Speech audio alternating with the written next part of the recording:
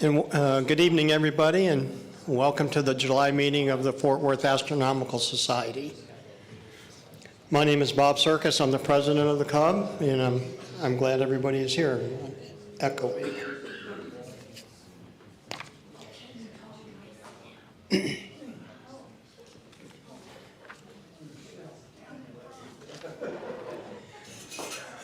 Can we go to the first frame? You got it. First slide. First slide.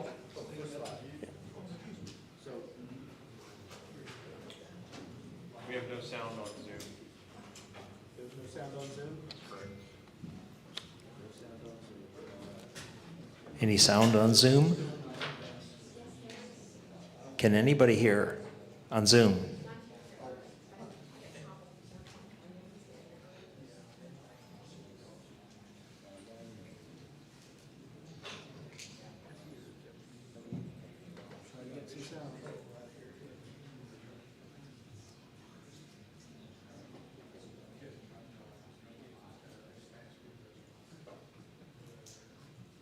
I'm not getting any sound out.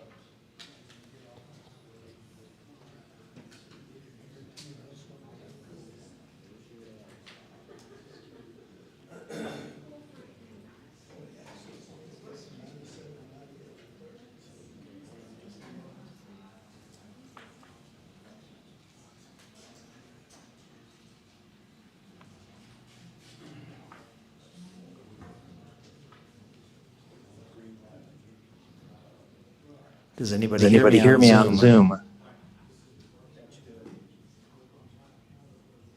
he say yes? No. Okay, thank you. Well, hopefully our technical difficulties are resolved. Welcome to the July meeting of the Fort Worth Astronomical Society. My name is Bob Sirkis. I'm the new president of the club. And I want to welcome, are there any visitors here tonight? Holy moly. Audio just went out. Can you stand up and introduce yourselves? We'll start in the back and move frontward. Hi, my name is Christian Sinley. I'm a new member. Oh, awesome. Table rumble. Way to go. My first time here. Awesome. We're glad you're here. You have joined, trust me, at one of the most exciting times ever.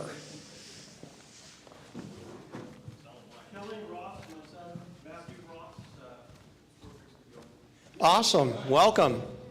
Table rumble. I'm big on table rumbles. Oh, hello. Yes, sir. Justin Godfrey, and here with Ellie Vilea, and our intent is to join today. Awesome. We like that. John Giormini is going to be very busy today. Welcome.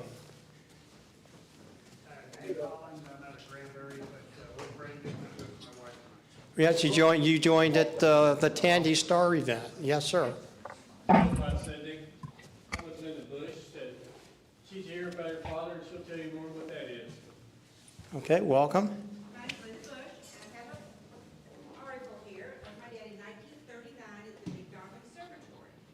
They opened it, and I'm trying to find out, he was the chaperone interpreter for the guy who cleaned up the electrical problem they had with the telescope. So I'd like to know which one he was. Okay, we might be able to help you. Somebody here can help me? What? Maybe here. My dad lives in Fort Davis and knows a lot of the.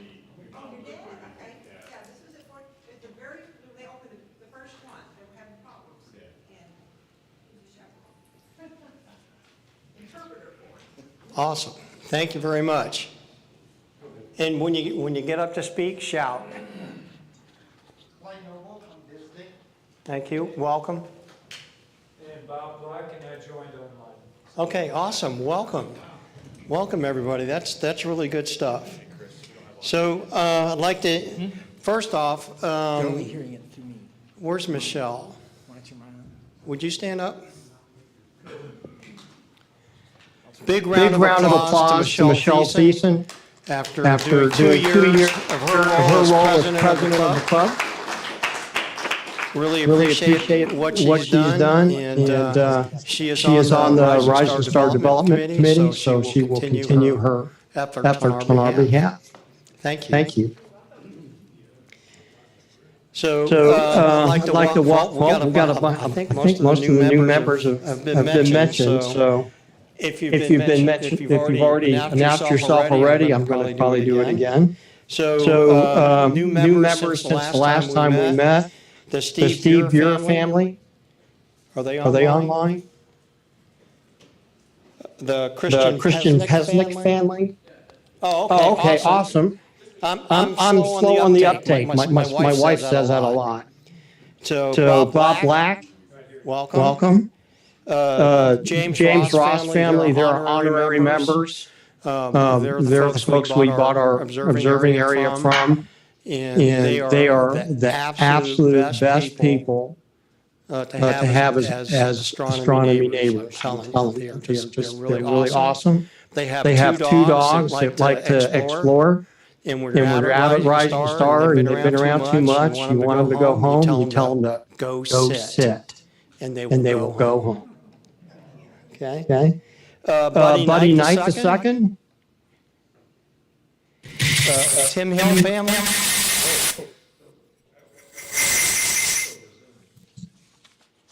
Okay.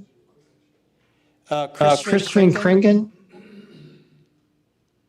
Jonathan Russell. And the And the Shelley Garland family. Welcome. So That's really awesome. It helps us grow and, it brings new interest and thoughts into the club. So we really appreciate everybody that joins and comes in to visit. So Introduce your board. Again, I'm Bob Sirkis, president. Mr. Open is the the vice president, so that role is open. And if you're interested, please let me know. It's not that difficult. We do need voices on the board. It's very helpful. The treasurer is John Giormini. He's in the back. He's the big guy, and he manages the money.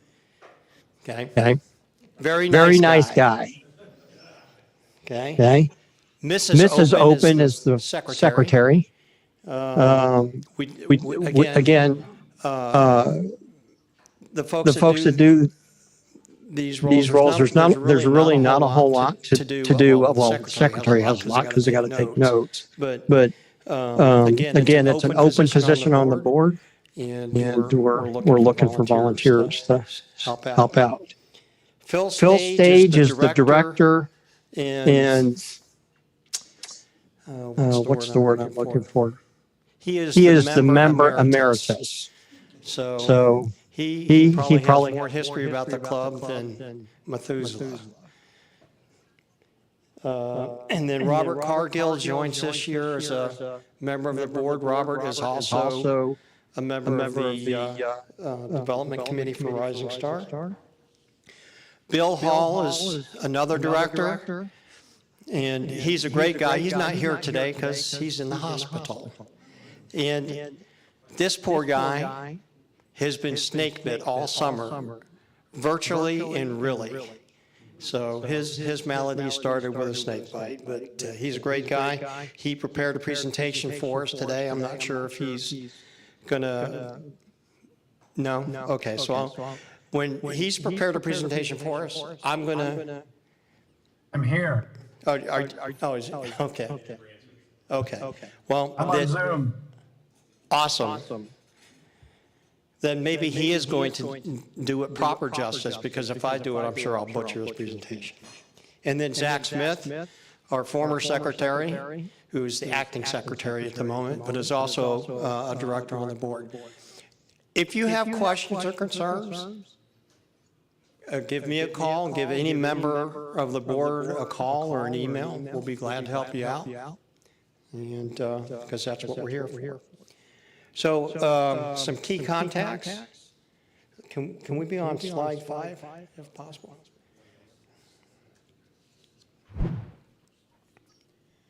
So on June the 29th, Independence Day for our club as we purchased purchased our our observing area in Eastland County. It's called the Rising Star Observing Area. So we have a development committee, and this team is going to help with near-term tactical and strategic planning of the new observing area. And Michelle's going to speak to the group here in a little bit. So I'd like to introduce those members. So Michelle Thiessen, again, she is a member of the Development Committee. Tom Roth, who is right here, is a member. Robin Pond is here, also a member. So it just so happens that these three folks are the visual side of the house. And then Zach Smith is here. He's a member. He's on the imaging side. Robert Cargill's in the back.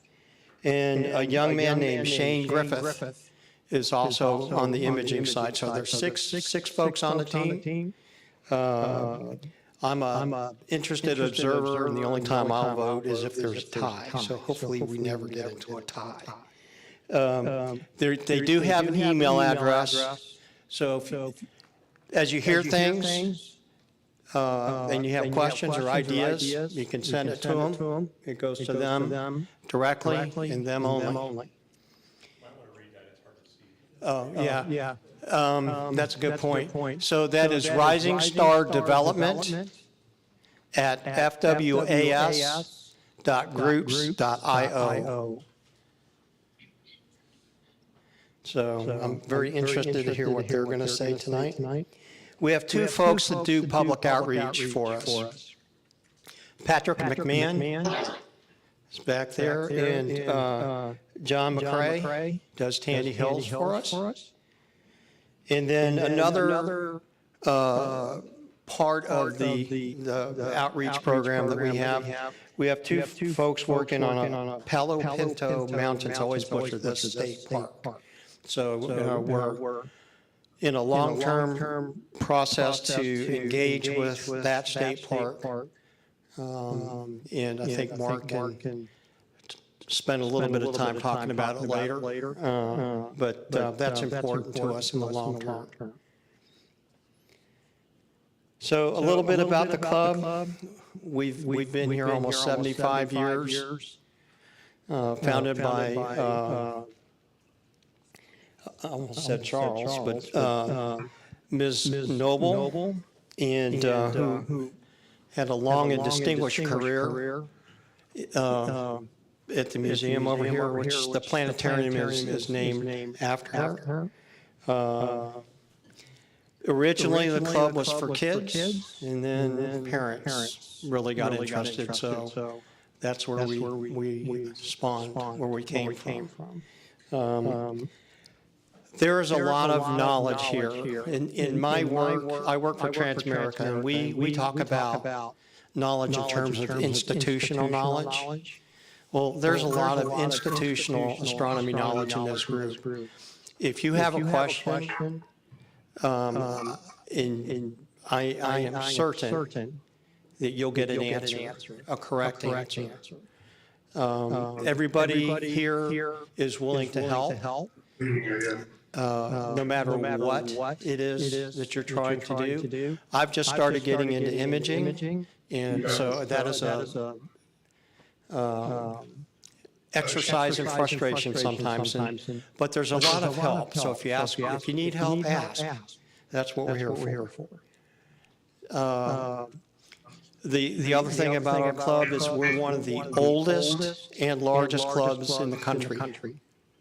So we have about 190 members or so right now. John can tell us exactly, and he can tell us exactly how many are in the club to the minute.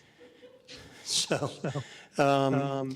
there's a lot of information here, and we cover a lot of areas. We have just what I call eye in the sky, that's visual observing, unaided eye. We do visual observing through binoculars and telescopes. We do imaging. There are a few folks that do radio astronomy.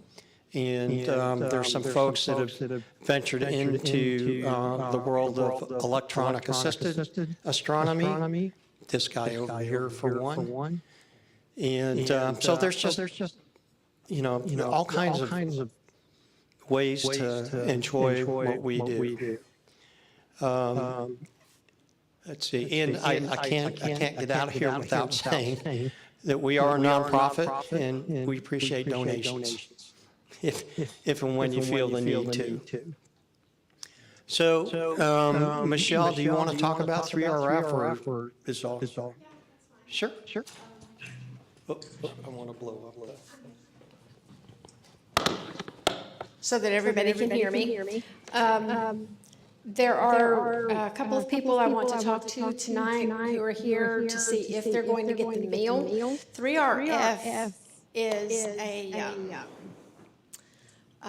foundation. It's a campus, an astronomy campus out in West Texas, about 3-4 hours from here. And we have been going out there every year for 6 or 7 years now.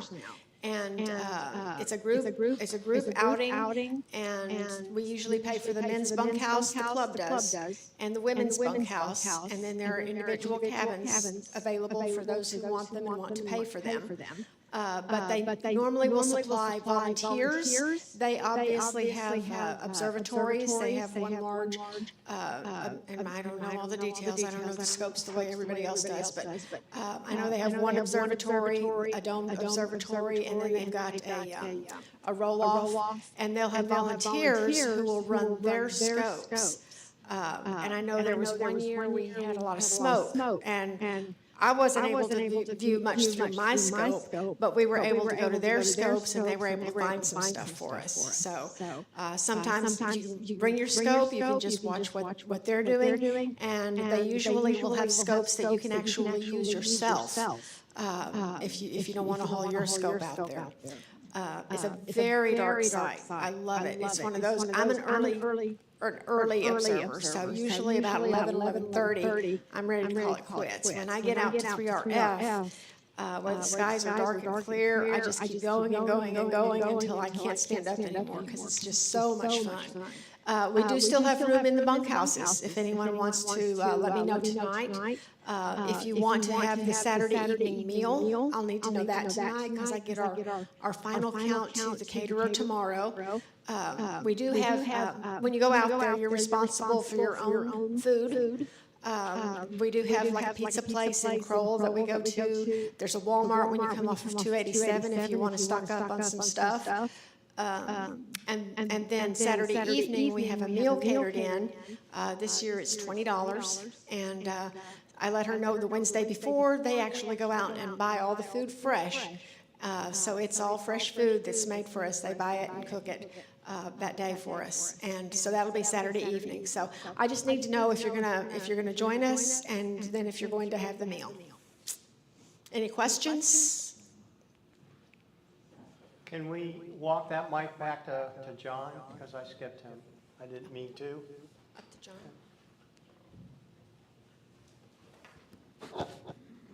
John will give us his treasurer's report. Chris, can you open up that second file?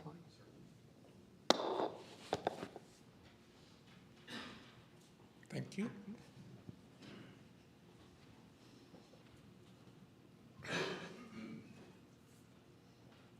Did I hear that Bob Black was here tonight? Yes.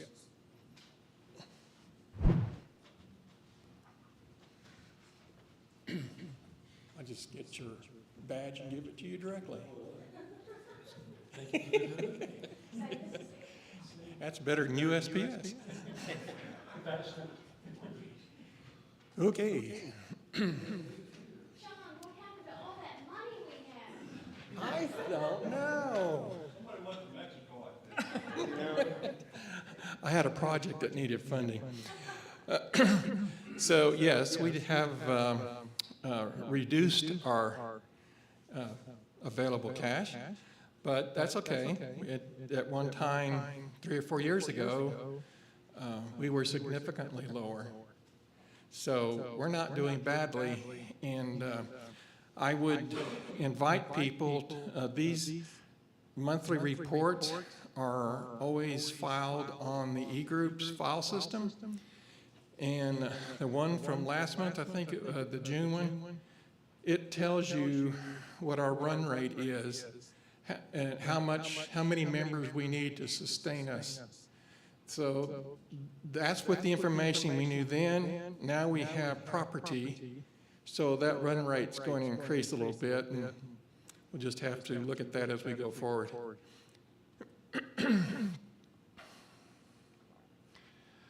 The Verizon Small Business Essentials is where our website, Fort Worth Astro, is hosted.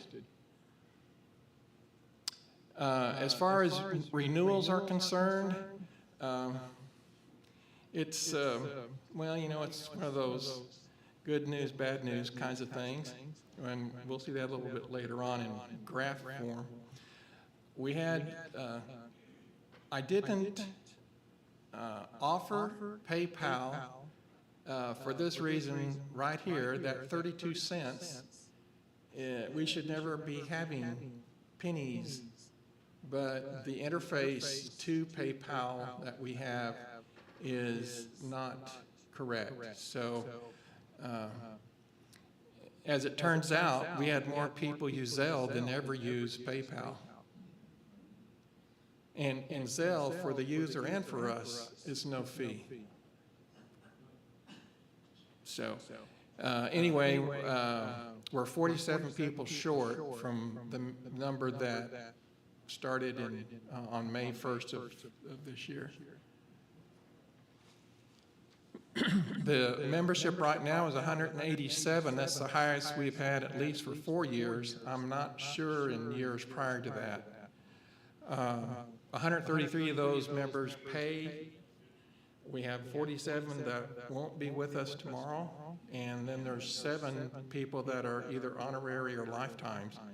And we went over the people that are new here, and if we could go forward, please. Do you get to the graph? So when I did the first graph of member numbers, I noticed we had a cliff, and that's what you're seeing there. You're seeing the cliff from last year, and you're seeing the cliff from this year. The difference is the cliff this year is deeper, only because we have more. We had more members, but we've had more non-returning members. Last year, we got up to 180, which was quite an achievement, and we lost 40 people. So come Wednesday, we'll be at the bottom of the cliff there. So all the renewal processing has been completed. All of the updates for officers and board members has been put into Night Sky Network and E-Group. The Rising Stars subgroup was added. If you want to, no, I guess I better not say it. And I think that's all. I'm going to Alcon in Albuquerque next week, so unfortunately I'm going to miss the 3RF adventure. And for people that have not been out to 3RF before, I would just say that that 32 or 30-inch Dobsonium they have, it takes a 12-foot or 14-foot ladder to get up to the eyepiece. The last time I was there, that was the only way you could see it, is to go up the ladder to view through the eyepiece. That may have changed, but that's how it was then. And I think they've got several 20s. They have a lot of equipment there. It's a really interesting, neat place. Does anybody have any questions for me? I guess the one thing I didn't point out is we actually have 5 people that have registered but haven't paid. So if those 5 people were to have been here, we'd have broken 190 this year, which would have really been exciting. No questions? How about Zoom? Any questions from Zoom?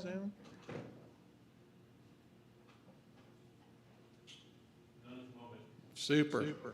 Thank you. So Thank can we you. pass the mic to Mr. Mark, please? For just a quick update, Mark. Where's Mark? Raise your hand, Mark. Mark, Mark.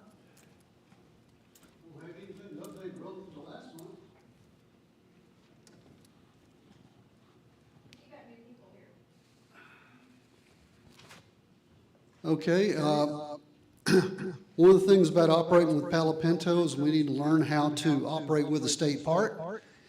And with that, I'm researching what Brazos Bend State Park south of Houston has done. They formed up and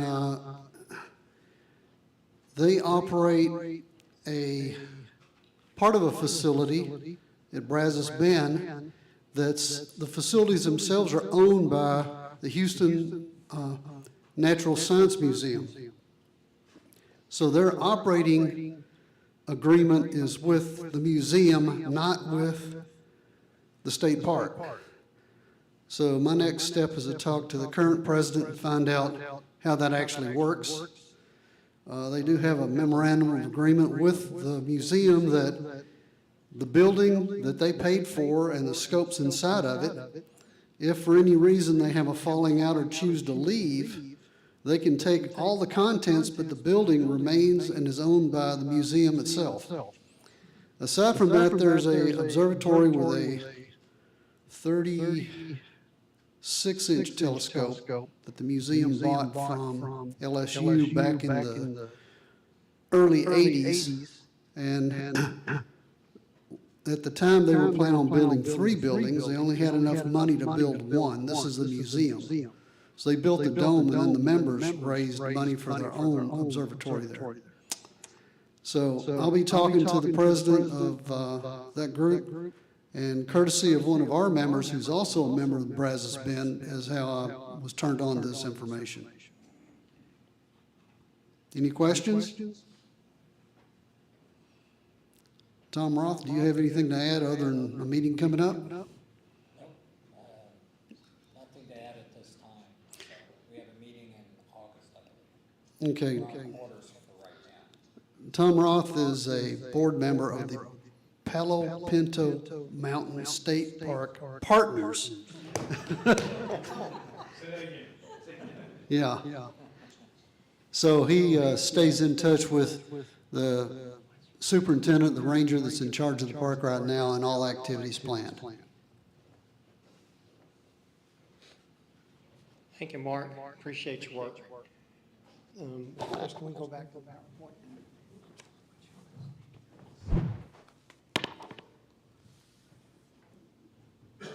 Yeah, the PowerPoint's not for you guys, it's for me. I can't read this tiny print.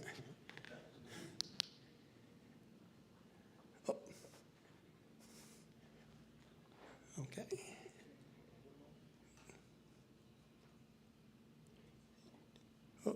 Okay, so. Thank you. All right, so I'm going to talk a little bit about Rising Star, and then I'm going to turn it over to the Development Committee. So the exciting thing, especially for the new members, is we now own our own dark site. It's Bortle 2. It's an hour and 45 or 50 minutes from right here. We use the UNT Heath Sciences Center as the starting point for any club event, because we're spread all over Tarrant and all over the DFW area. So it's 4.556 acres, and I know that because that's what it surveyed out to.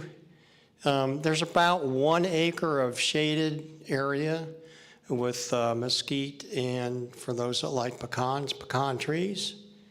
And then the rest of it, about 3.556 acres of flat level observing area. It's phenomenal. Many of us have been out there already. It is a great place to view.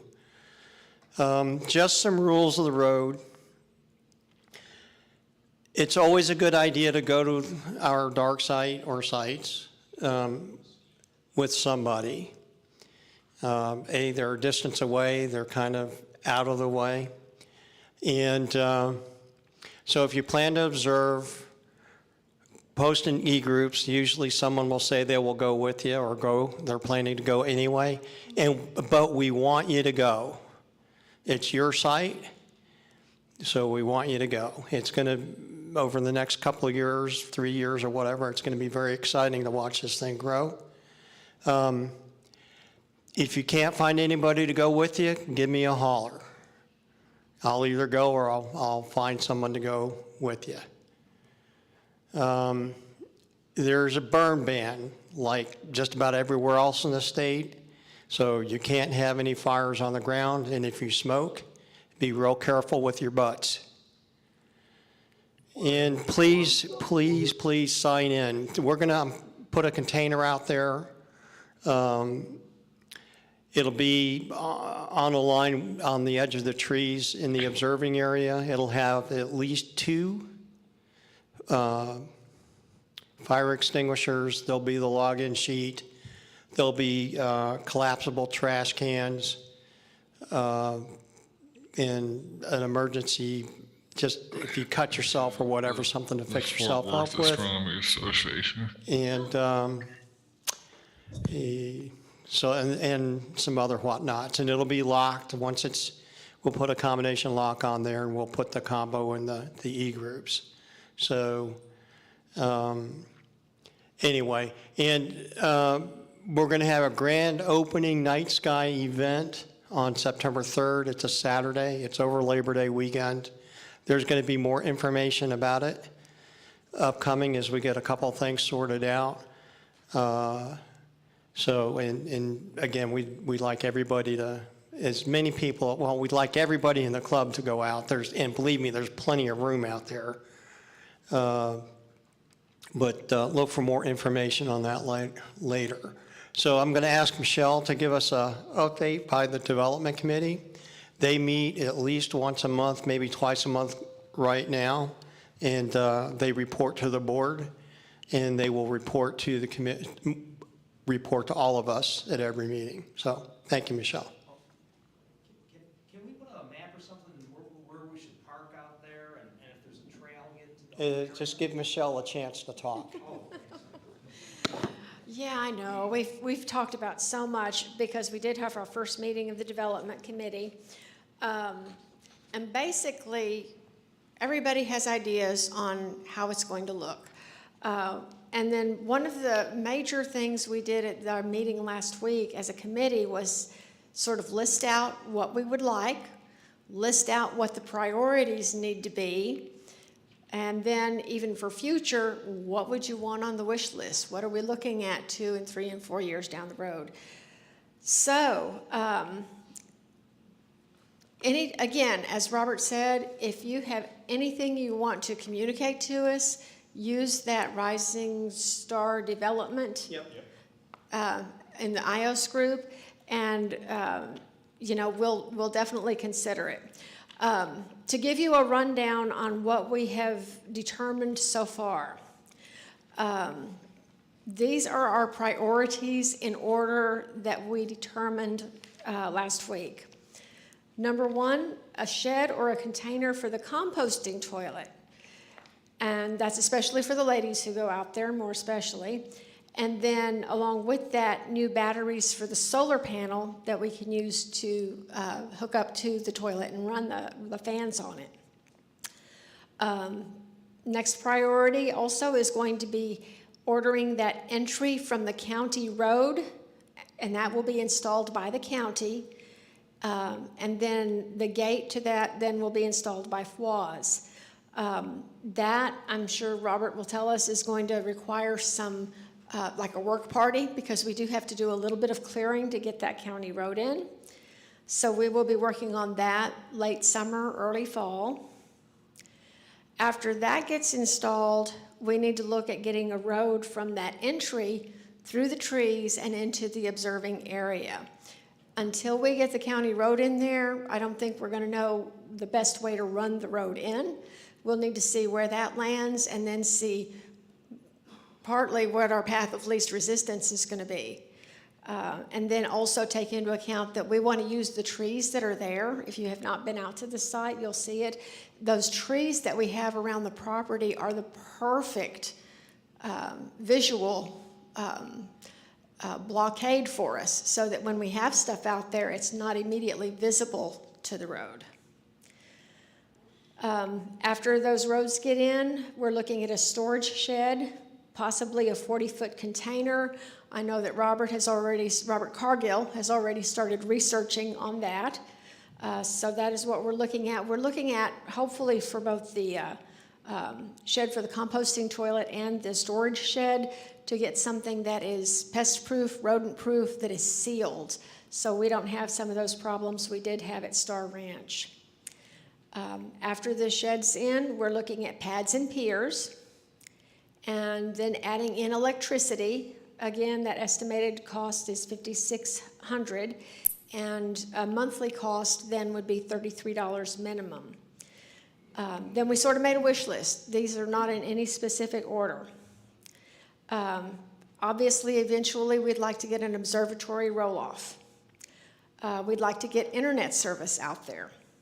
And along with that internet service, we are hoping we can add in a weather station, that Skycam that Zach wanted to do out at Thompson a couple of years ago, adding in like a picnic table so that we've got some place you can sit and visit and eat when you're out there. So that's where we are at the moment as far as looking at what's going on out there. We have, as a committee, determined we might need to meet more often than once a month here at the beginning as the new ideas come forward.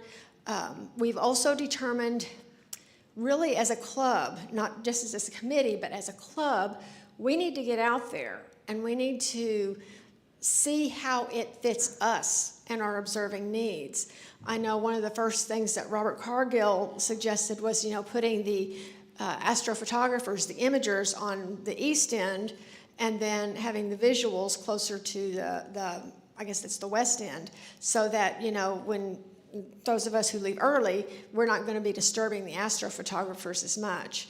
But it's also how we want to set up, because if you were at Thompson, you were always able to just sort of pull in, drop off your stuff, and then just move over a little bit and park in a parking area. Is that something we want? At Star Ranch, I remember when we first got the property, our initial thought was, well, people can pull in here, they can unload their stuff, they can go park over here. Well, that never really happened. The people who used Star Ranch, we pretty much just backed in, unloaded our stuff, and that's where we observed. Is that what we want? So I think that as a club, we sort of need to get out there, see how it works for us, and then determine where those rows and the drive aisles and all of that are going to be before we start laying out gravel and concrete piers and everything like that. Any questions? What's the address, physical address? Physical address, I can give that, Robert? Sure. 461 County Road 244 in Rising Star, Texas. And in our e-groups, we have like GPS coordinates and things you can put in. Yeah. So, yeah. And you'll have to get the combo out of the e-group. Mm-hmm. Any other questions? Any other members of the committee want to say something? Did I forget something? There was a question about getting in and out of it right now. Getting in and out of it right now, I believe Bob has put a gate, lock on the gate that goes into the adjoining property. We're using James Ross's property to enter until we get our county road in there. And so you've got a lock there, and then you enter our property. There still is no fence on the north side of the property. I think we should only go out there with somebody that already knows their way around. That's probably the best thing. Yeah, you drive around the trees, right? Oh, you can, Yes. it's very easy to get in and out. Mhm, it is. It's, Go with somebody and go before dark, I guess. yeah. Mm-hmm. Yes, sir. Would it make sense to put like a sign out there temporarily? I'm going to. Next time I go out there, I'm putting up a sign. Okay, there's a group of us going out on Saturday if you Yes, need us to do it then. awesome. Okay. So, well, let's get together, maybe we can put something more permanent. Okay. Something interesting about the picture of county it. road, okay? It actually goes through our property. That's why we have to clear our own entrance. So if it was outside of our property, the county would clear it, But I didn't see any big trees that No, we'd have to no, no, clear. no, no. It's all just little brush and stuff. yeah. So, But you may not want to be doing that in 107 degrees, No. but, no. yeah. So, Any other questions? Can we bring a non-member as a guest? Do we have any rules on that? I don't, yeah, it's allowed, actually. It is, yeah. You need to get a whole harmless sign, Yeah, right? it's, You yeah. need to get a whole harmless sign for. I think we're working on that. Yeah, we're working on code of conduct in hold harmless. So the code of conduct will cover you. We have to figure out about hold harmless. So- But members can take guests. So until we have that hold harmless in place, should they not take a guest? I wish Cy was here. I would say that. We would say no, but we'll check on We'll just say no for it. the time being, and then one of the former, we have a legal beagle, we'll ask him. That's the best way to answer that question. Other questions? Oh, yes. Related to this coming weekend thing with all the fires, I think the smoke from all the fires that we've seen on the news is going to affect where we're going this week. A little Are you bit. talking about 3RF? Yeah. Yeah. Yeah, they may a little bit. There's one year we had very heavy smoke. Another year it was pretty light. One year it rained every night and was fine during the day. So we got to see some solar stuff through the solar scope. But yeah, other than that, I think the weather's going to be okay. Yeah, I was going to check and make sure you did that before you. I wanted to confirm you were having dinner with us. So, okay, good. Any other questions? Michael? Yes. Hi, with respect to bringing guests to Rising Star, I know that by reading up here that we're doing a grand opening on like September 3rd. Hopefully we can bring guests then. I don't know if it'd be possible. No, we hope to do that. Would be, okay. Yeah. And that gives us a month to get all the paperwork in place, so, Absolutely, yeah. So, yeah, we definitely want to do Be that. a family event or something, you know? Yeah, absolutely. Oh, something that you need to remember. Part of your entrance into the Rising Star Observatory site is to go back to the corner, pick up one of the shovels, and dig out some of those cactus that are in there. If each of us does just a little bit every time we're out there, like just in the area you're observing, then we'll be able to get it out of there and get it taken care of. And I'll be starting to do some research to see what we have available in the way of native grasses that we can get planted out there that, you know, aren't going to grow 3 feet tall, that we have to mow all the time, but at least we'll keep the soil in place and they won't be cactus. So. Is there any place to put if you dig up something, is there any place to put it now or? Do we have trash bags out there? In that container that I'm going to get out there, there'll be collapsible trash cans and trash bags to put in the can. So yes, Yeah. I used to own a cow calf operation, and I'm very particular about taking care of land.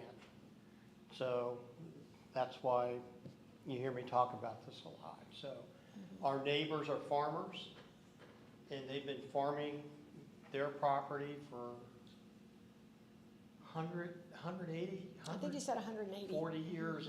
They've been around there a long time. So take stewardship of the property seriously. So.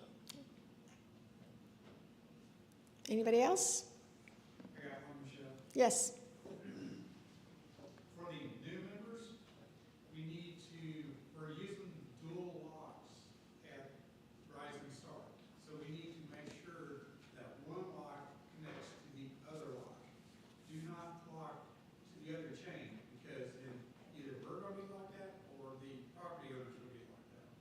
So we need to make sure that one lock connects to the other lock. Make sure it's a link. And we had an issue out at 7 Star, so we need to make sure that we have both locks together.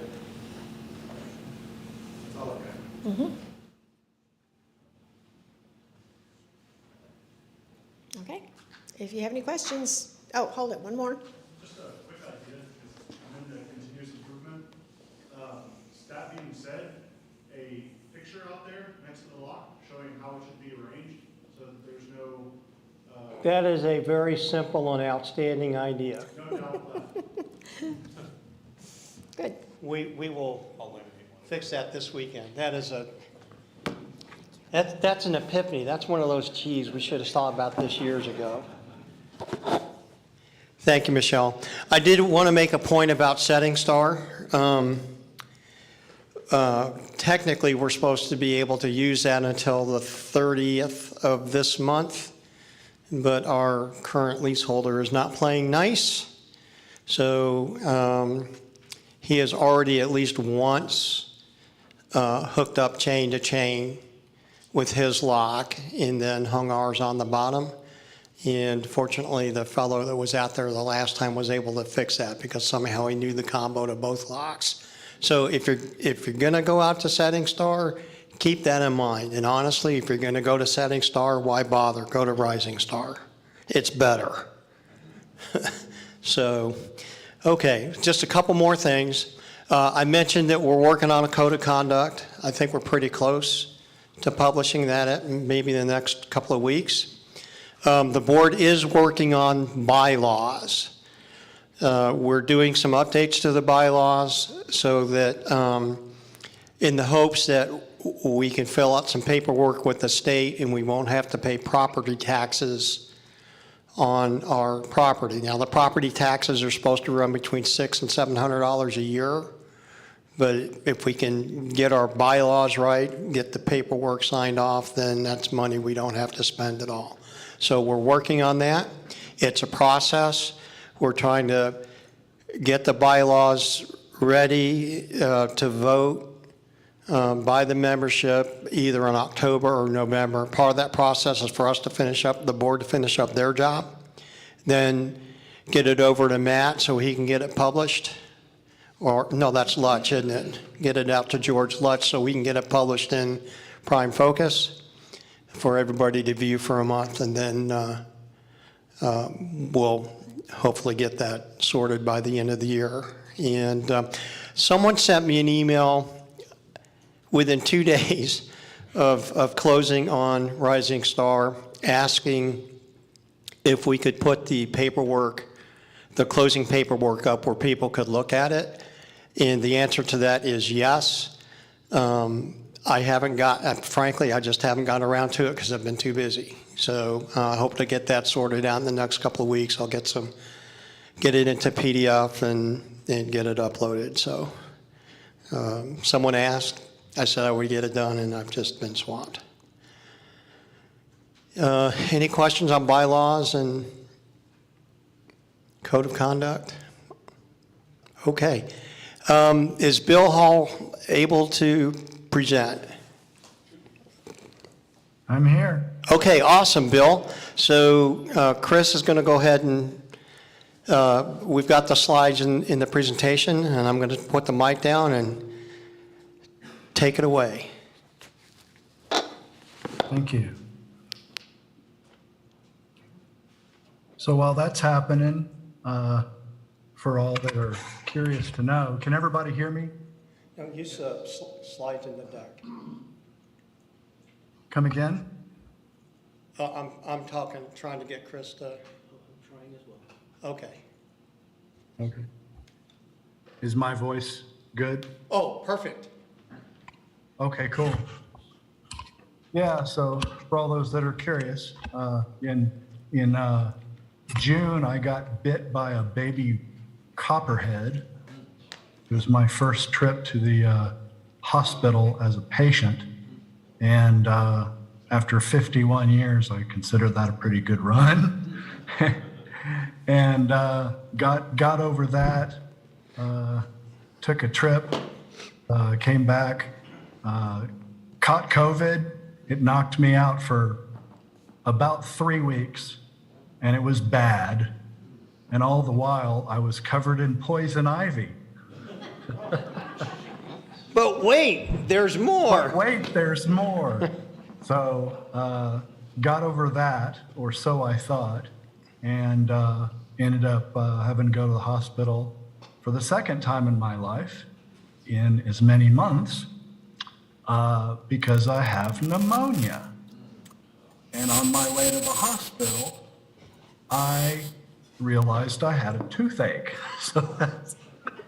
So that's waiting for me after I get kicked out of here, which is looking like possibly tomorrow. That's awesome. So, per Monty Python, I'm not dead yet. So that's what's going on with my super summer, and it's gonna take a lot more than that to keep me away from the club here. So here I am. So you got the slideshow up, Chris? Oh, P.S. I'm gonna be okay. just wanted to button that up. Okay, so wanted to do a revival of kind of a little run of what's going on celestially speaking, and how I've got it set up, I think, is how it was done before, where it's all the celestial events that are happening from tonight until the next meeting. So here we go. So we got new moon on Thursday, July 28th, and that's always kind of a nice little sweet spot to have that in the middle of the week, because that gives the weekend before and the week after very, very thin moons, and really great opportunities for dark skies. So next slide.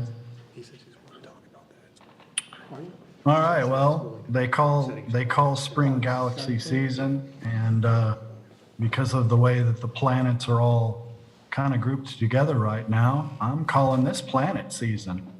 So Jupiter's just now starting to rise before midnight, and of course, as we progress through the month and later on, that we're going to have pretty much all the planets except Venus and Mercury, all the outer planets, I guess you'd say, up in the sky at the same time, and even Pluto. So our evening skies will be quite planetary.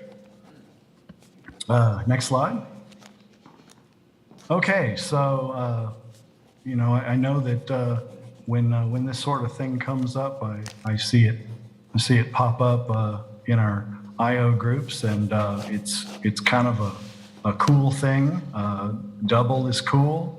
Heck, single is cool, but double is cooler, and triple is even cooler. But triple's quite rare, and well, you'll just have to wait for 2025, I think, for the triple. But we got a double transit that's going to be happening with Io and Ganymede on Monday, August 8th.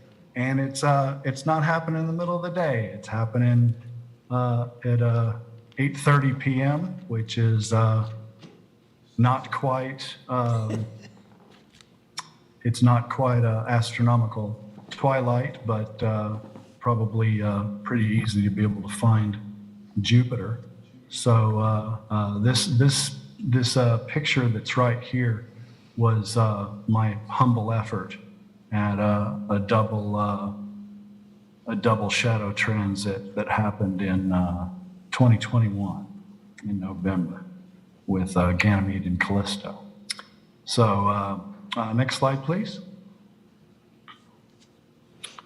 All right, well, it's also the time of year when the Milky Way's galactic core starts becoming a regular night sky object.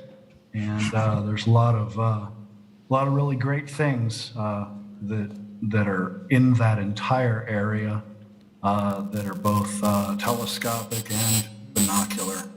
And one of them is the Eagle Nebula, and thanks to Wade Prunty for providing this recent picture that he did of something that if you didn't know better, you'd think came from the Hubble telescope. Nicely done. So that is the pillars of creation right there, and that's visible in Sagittarius. So there you go. Loads of stuff there. Next slide, please. All right, so we got the full moon that's happening on August 11th. It's normally the Sturgeon moon, and the other names for it are green moon and green corn moon. So a lot of food theme here. And that's what a sturgeon looks like, by the way. Bright comets. We've got like 10 comets that are brighter than magnitude 13 in the sky right now. And the big deal that's kind of been going on is C2017K2, which is Pan-STAR discovered comet. And it actually will be continuing to brighten. I've seen some pretty good images of it where it's got a tail, and it's a small telescope object, so it's really worth looking at. Got a couple other brightening comets. The 2021 P4. I'm not sure off the top of my head how bright that's gonna get. And then periodic comet 7.3, Schwarzmann. What is it? I have to say this. Stand by a second. Schwarzmann-Varkman. So for all you that have ever tried to say that in the past, we've all been mispronouncing it all of our lives. So that comet is actually responsible for the recent tall Hercules meteor shower that was kind of a bust, but always hopeful every year now, I guess. So next slide.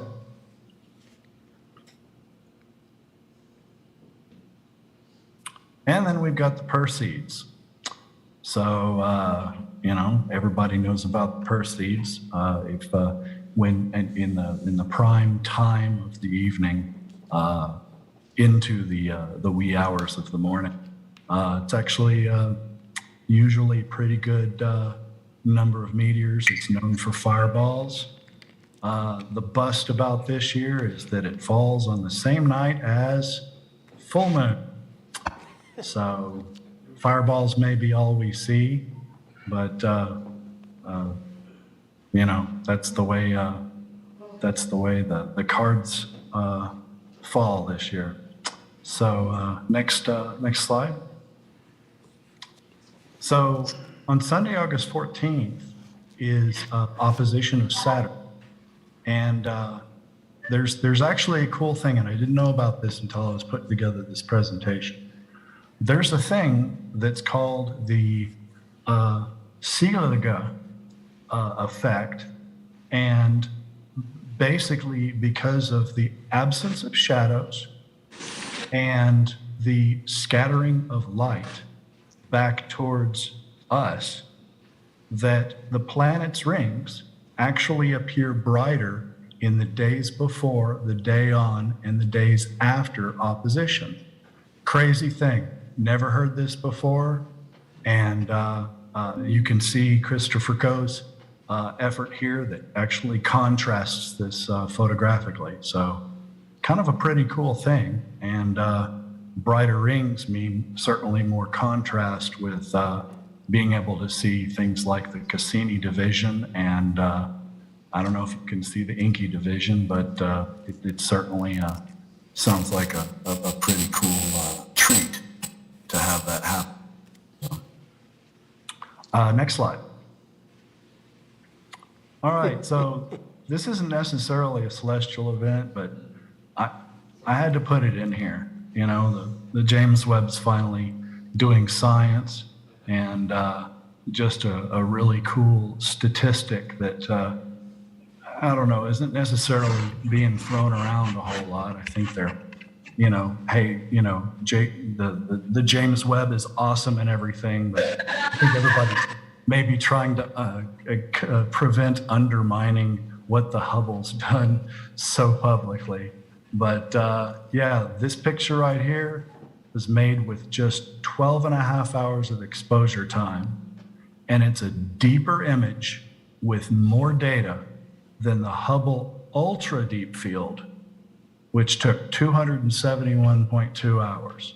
It was weeks. It was 400 orbits of the Earth to make the Ultra Deep Field happen. And it just, this is the beginning. So really good stuff. I had to put it in.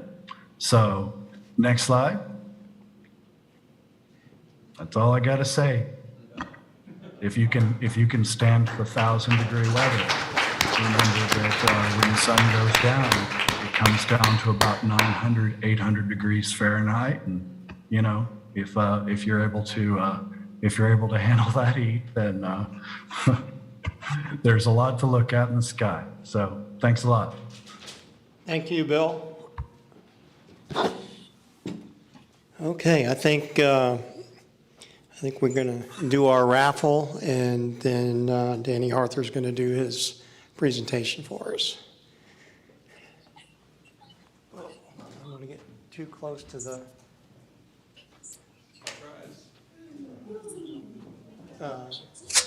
whoa. Okay. The raffle master is starting. Oh, I have to pick? Anybody else want to buy tickets? Nope. Oh, I've got to pick? Yep. This wasn't a role that was described to me before I signed up for this job. 2950092. Come on down, James.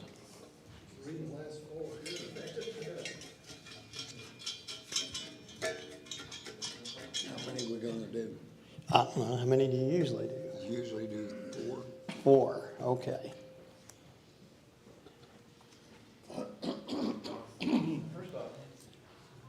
No, that's down there for a reason. Oh, is it down? That's supposed to be my mark, Okay. which I'm not using. 2950091.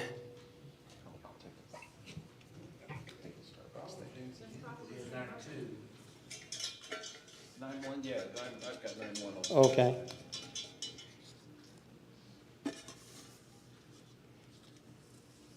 Oh, the president's not allowed. Okay, here we go. 2950098. Oh, that's this one.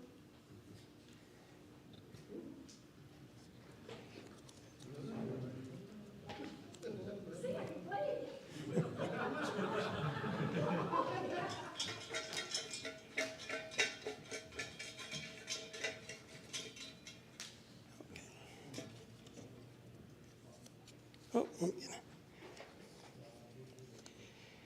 2950087.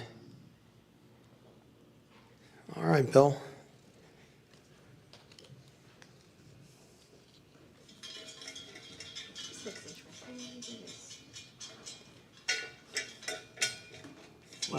Last one. Win or go home. 2950115. Well, we have a newbie. Very good. These are. Okay, 2 more things, and then we'll have our presentation. John, you want to talk to us about Tandy? I want to thank everybody that came out July Tandy Hill Star Party and braved the heat and clouds. We had clouds the whole time. It did make for a beautiful sunset, I will say that. August 6th is looking a lot better, I hope, weather-wise, but at least we're going to have some bright shinings. September, August, we will have Saturn in the constellation of Capricorn and be rising about 9 o'clock. Jupiter rises about midnight, but we'll have Saturn rising about 9 o'clock. It probably gets dark around 8:20 at that time, so we'll probably be able to see it if we don't have clouds, and of course a 9-day-old moon. And I'd just like to mention anybody that has a new telescope that would like to have instructions or help setting it up, or people that are looking for a telescope, come out and take a look at what's out here, and we'll be glad to help you and tell you everything that we can about the instruments you're interested in. Oh, that's August the 6th. Thank you. Where did Patrick run off to?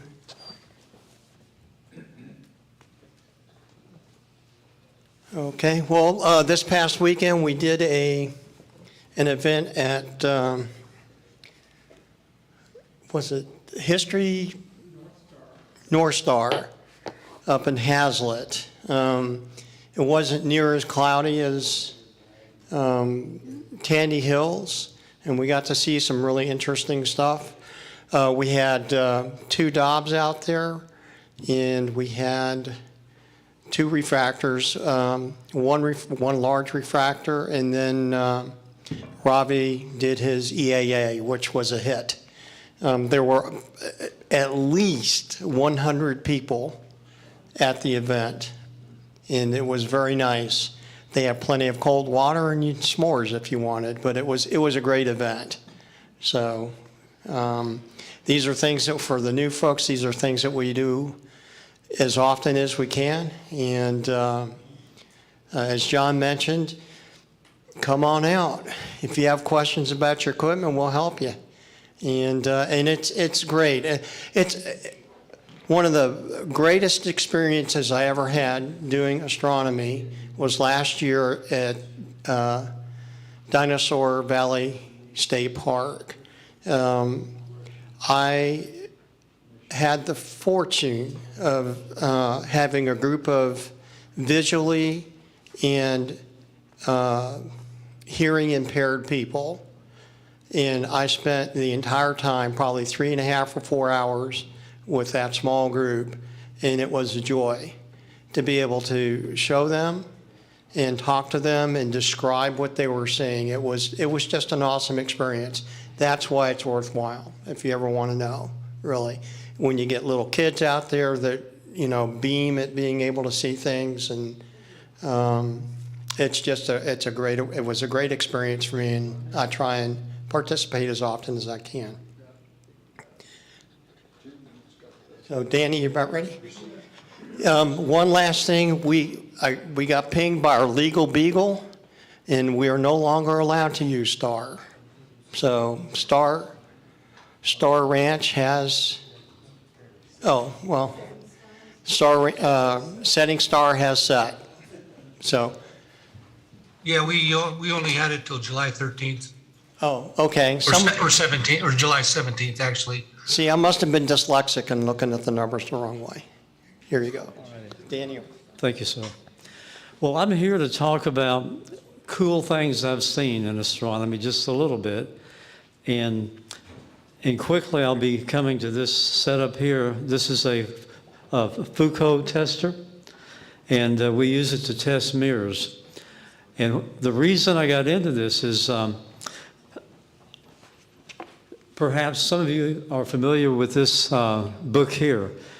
I was born in '49, and in the '60s, I started going to the Fort Worth Children's Museum a lot. And pretty quick, I got this book, and my parents also bought me a geology book. And so there was a competition going on there in my mind. Which one do I like the most? And the sky. I fell in love with the sky just reading this book, looking at the drawings and pictures. And geology's cool. I took a couple courses in college, but astronomy won. And I developed an inquisitiveness about the universe with the space program, getting going. While I was a kid, I got interested in weightlessness and gravity. And this is a cool book about gravity. It's a journey into gravity and space-time. It's a layman's explanation of what gravity really is. And I can't say I understand everything in it, but it's a cool book. If you ever get a chance and it strikes your fancy, I wouldn't hesitate to get it. It's very interesting. So anyway, so I got 2 telescopes. One wasn't very good. It was a Gilbert, wobbly, not good optics. But then a guy moved in next door, and he had a 3-inch reflector that was made to sit on a table, picnic table perhaps. And it had good optics. And so I liked it. I told my dad, I said, Dad, that's the telescope I need. And he says, okay, we'll do it. And so he bought it for me. And then I had a good mirror to work with. And gee, the first looks at Saturn and Jupiter, it was just awesome. The rings of Saturn, as you all know, are just beautiful. I think Saturn is the most beautiful planet, and Jupiter to me is the most interesting. It's beautiful, but it's got more interest there to see. And so anyway, in this book, I think it's on page 9. Let's see if I can get there real easily.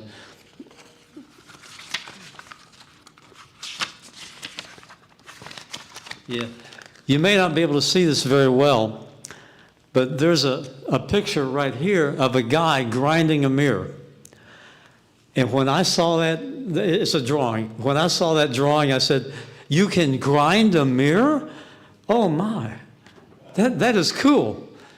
And so I was fascinated with that. And then it's cool the way things work out. When your thoughts are directed in a direction, things just start happening, it seems. I saw a news story on Channel 5 about a new telescope that was at the Children's Museum. There's a 12.5-inch reflector on a German equatorial mount. And the 12.5 inches back then in the 60s was big. And so I said, you know, I want to join that club. And then I saw that they did star parties. I said, oh, man, I want to show people this guy. And so I joined real soon. This was all happening real fast. And the curator of astronomy then was Dennis Gallagher. He was a cool guy. He had a very soft-spoken voice, and the planetarium programs he did were really good. And he was going to do the last mirror grinding class before he went to the University of Arizona. So I barely got into the last mirror grinding class, I do believe, at the Children's Museum, which became the Museum of Science and History. And I did the mirror, and long story short, I finished that mirror, 20 years later. I thought it was done, then I found out, no, it wasn't really done, but I fixed it. Because by then I'd gotten a job working at Sky Designs, which was a telescope company that was in existence in Colleyville from, let's see, about 1985 to 1996, approximately. And I worked a year for Sky Designs. And at that point, Bob Combs, who owned Sky Designs, didn't need a mirror maker. He had somebody in California making the mirrors. But unfortunately, they were not doing a good job.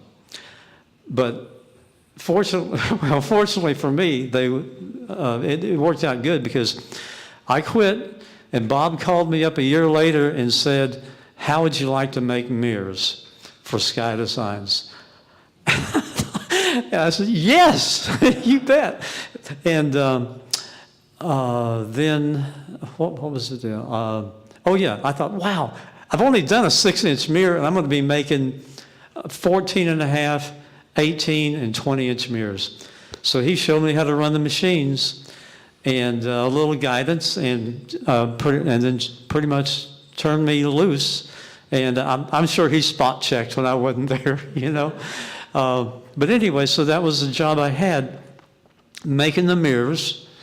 And when I wasn't making mirrors, I worked in the shop machining the smaller stuff. He did the heavier duty, like the bearings, the altitude bearings. He didn't want me running the, what's it called? No.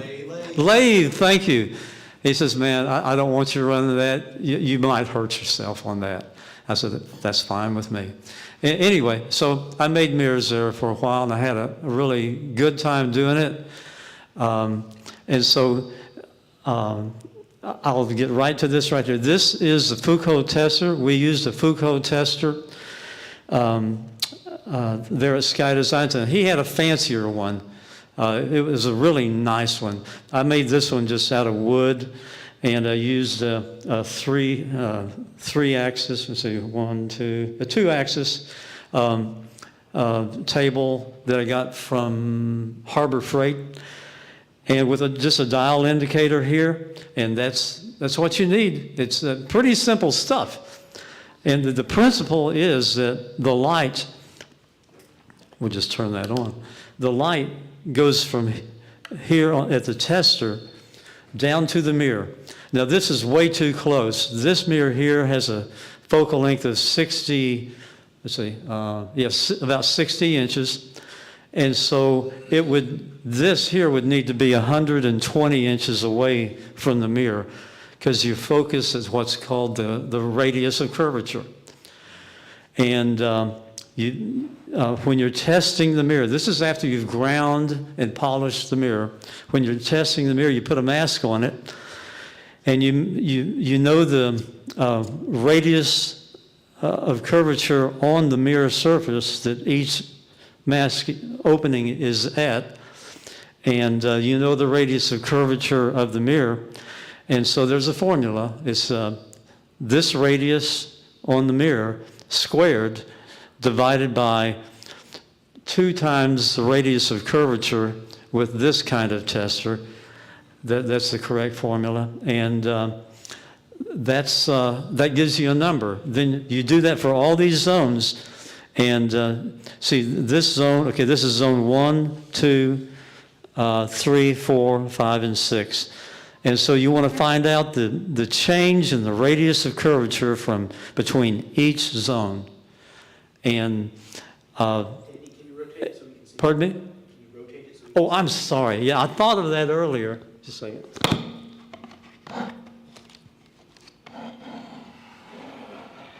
Yeah, there we go. This is one kind of mask. Anyway, so it's it's 1, 2, 3, 4, 5, and 6. And you've already done your math. You know the numbers you want. On this zone, on this mask here, in between, I don't know if I can, let's see here. Okay. This is zone 1, and the same zone here, zone 1, 2, 3, and 4. And you would know the zone, the difference in zone here that you want and all the way across, and then you take your readings and you compare. And there's also a formula that gives you the quarter wave tolerance. And I would always go for the 1/8 wave tolerance. And if I had to settle for the quarter wave tolerance on this zone, the last one, I wasn't going to settle for quarter wave out here and all the way in, but I would settle for quarter wave only there. Quarter wave is okay, but 1/8 wave is much nicer. And so that's what I did mainly at Sky Designs. And in the process of, let's see, 6 years there, I made about 130 mirrors, and most of them were, I'd say, 18s and 14 and a halves.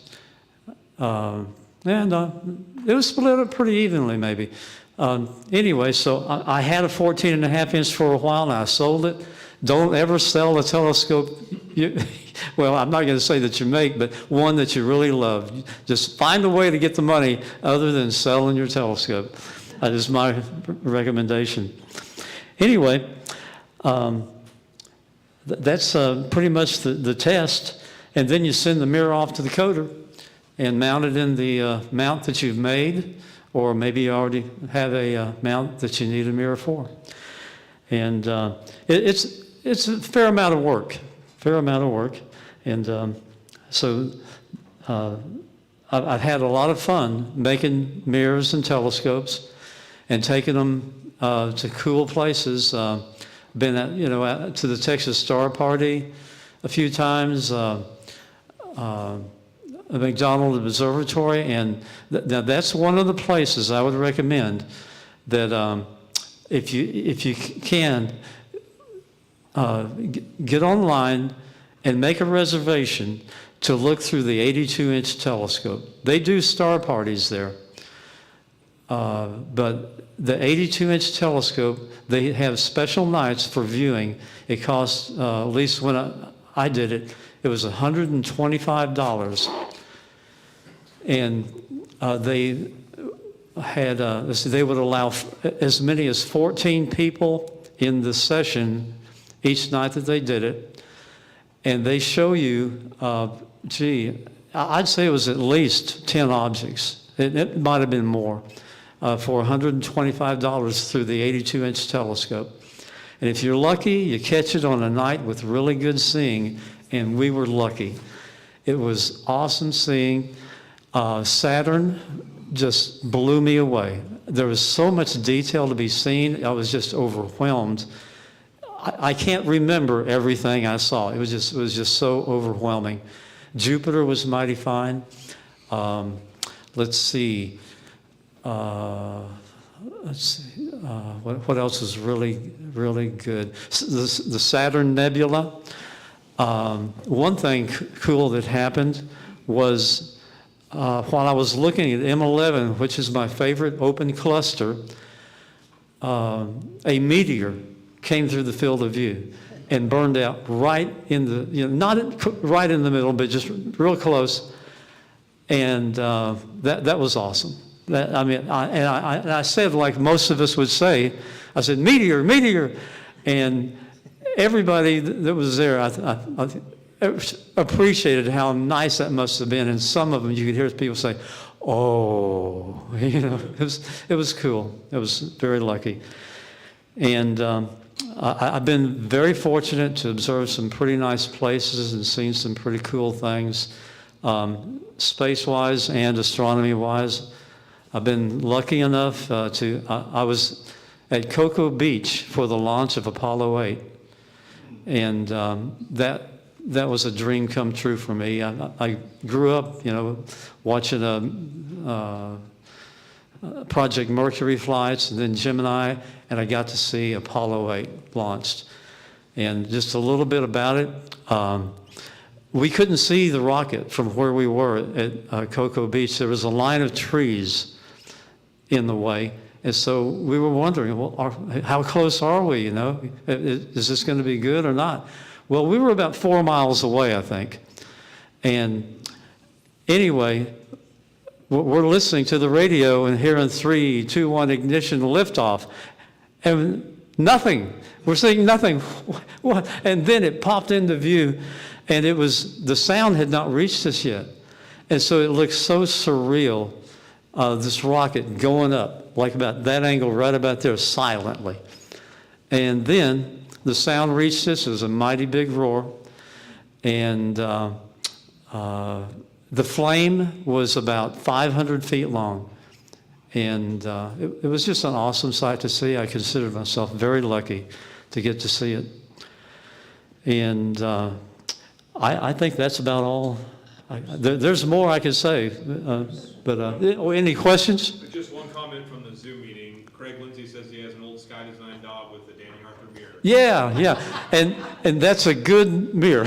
That's, they can't all be jewel or gems. You do your best, and when you get it that meets the quarter wave criteria, if you're trying to make a profit, you got to move on. But some of them were just naturally fell into place, and they're better than the others. And I got to look through that telescope at the Texas Star Party one night with Don Garland and Bill Henderson and me, and it was an awesome night, and I'll never forget it. Never forget it. Anything else? Okay. All right. Thank you very much. Well, you're welcome. Thank you. And call Danny, he helped out in a pinch, so we really appreciate it. Yes, Bill? I just got one comment. If you do go out to McDonald Observatory, join the Friends of McDonald Observatory before you go out, because you get free tickets with your membership and also discounts. And there's some applications over at the corner there. Okay, thanks. So just one more thing here, and then we'll open the floor up for questions and answers. The next board meeting is Tuesday, the 13th of September. And we will broadcast that over Zoom.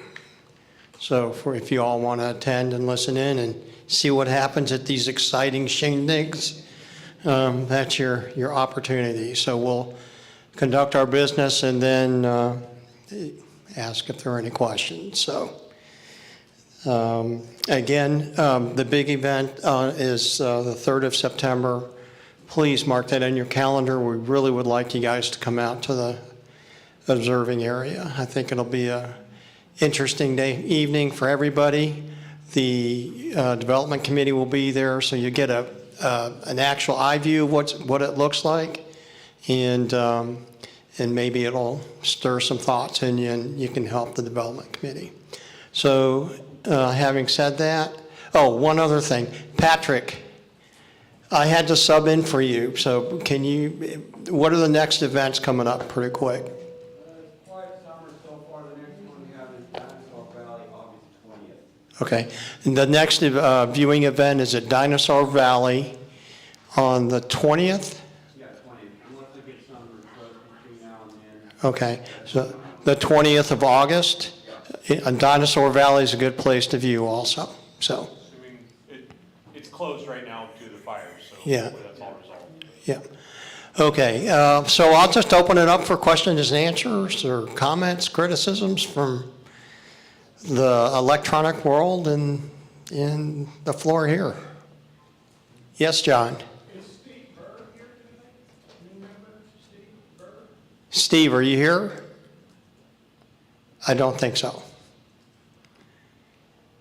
Any other questions or thoughts or anything from the world of Zoom?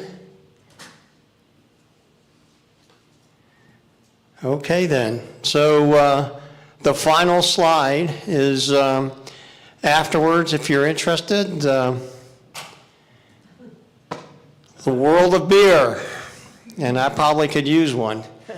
So it's very close, it's a pretty decent place, and it's still kind of quasi-daylight out there, so. With that in mind, I want to thank everybody, and it's a pretty good sized crowd here today for July. And how many people do we have on Zoom today, Zach? We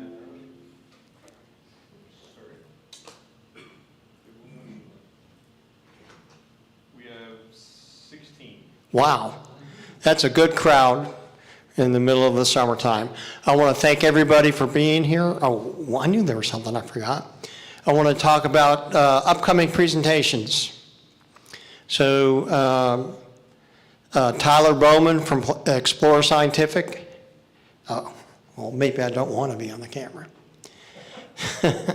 Okay, so Tyler Bowman from Explore Scientific is going to give a presentation, I believe, on building a roll-off for us. And then for ZWO fans, TJ Connolly is going to give a presentation sometime in the near future. I don't know what that topic is going to be. And John is working on getting a NASA specialist to give us a presentation sometime between October or something like that.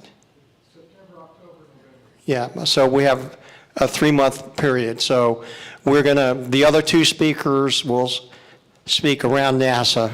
I can't imagine why NASA would trump, but if we can get them, we'll get them. So, yes, Bill. Was there any thoughts of putting up the old wood deck? We are going to use that material as and when we need it. I don't think we're going to be putting up a deck anytime soon. So we might use it to put picnic tables up or whatever, but certainly not when the weather is more than 100 degrees outside. So,